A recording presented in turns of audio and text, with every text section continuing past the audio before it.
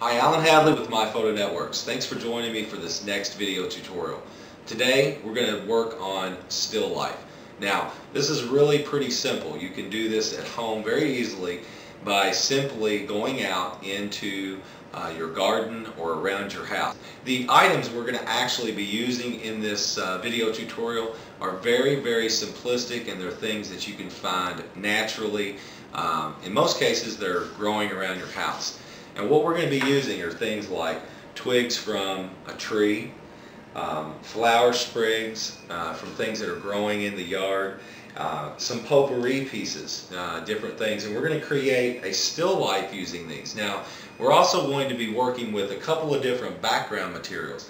One is literally a paper bag from a grocery store, and what I did is just cut out a piece of the material, and that's going to serve as a background.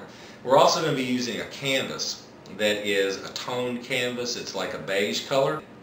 The whole idea behind this is to keep all of your materials very simplistic.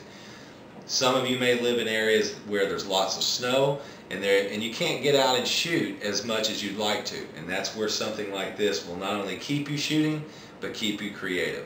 So with that said, let's get started. These are the materials that we're going to actually be working with today, and as you can see, there's a number of different elements that I just simply went out into the yard and picked off of bushes and trees, anything that was just growing out in the yard. I also added a few rocks or stones that I had in the house in a little bowl, and as you can see, there's different textures. And what I've done here is actually pick colors of the stones that match the tonality of the elements that I'm actually using or that I'm going to use in the photograph that we ultimately shoot. So what you want to pay attention to are the density or the color combinations when you're going out and collecting these. Look for things that are actually going to work together from a tonal standpoint and a color standpoint.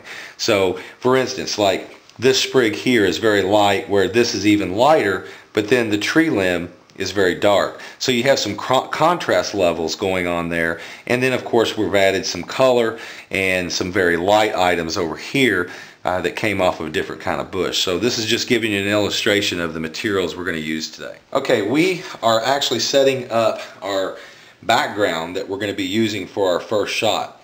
And what I've done is basically just lay a canvas down here, and I've actually crunched that canvas up so that I could get all of these lines and all of these interesting shadows and so on. Now our background, obviously in a still life, is pretty important, because if you're going to use it as part of the image and not just a static color or tonality, you want it to become part of the photograph. So the first thing that we want to do is we want to start bringing in our elements into the shot. And I'm just going to basically start laying some things into the shot so that you can see the elements that we're going to initially use. Now, what I'm going to try to do at this point is look at not only tonality but color. I want to look at all the different things that I can use to make this shot interesting.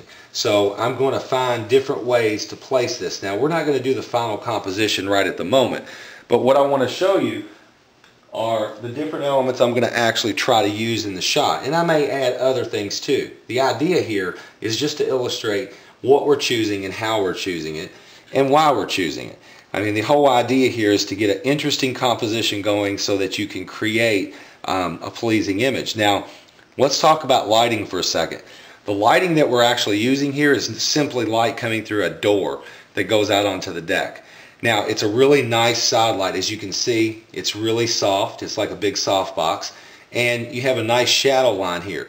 What we want to be able to do is still see detail in our shadows here. So we're going to focus on making sure that that light stays consistent across our image. Now, we may have to come in because of exposure and actually block that light down a little bit by dropping a card or something of that nature in front of the light, just to kind of soften it and direct the light the way we want it.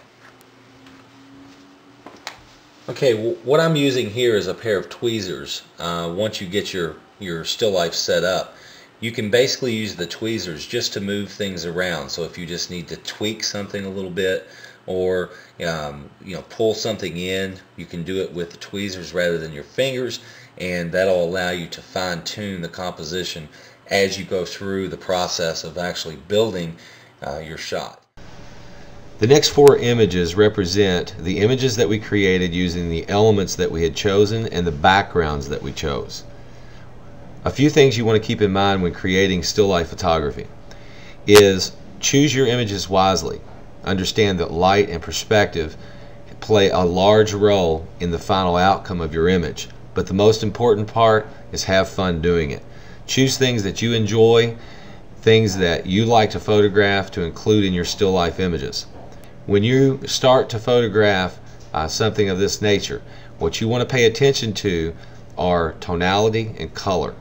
Make sure that the items that you actually choose to go in your images match in tonality and color. This will help with the aesthetics of the image and give you a much more pleasing finished image. Now, this is the first video of a series of videos that we'll be doing on still life photography. I hope you enjoyed this tutorial, and I look forward to our next.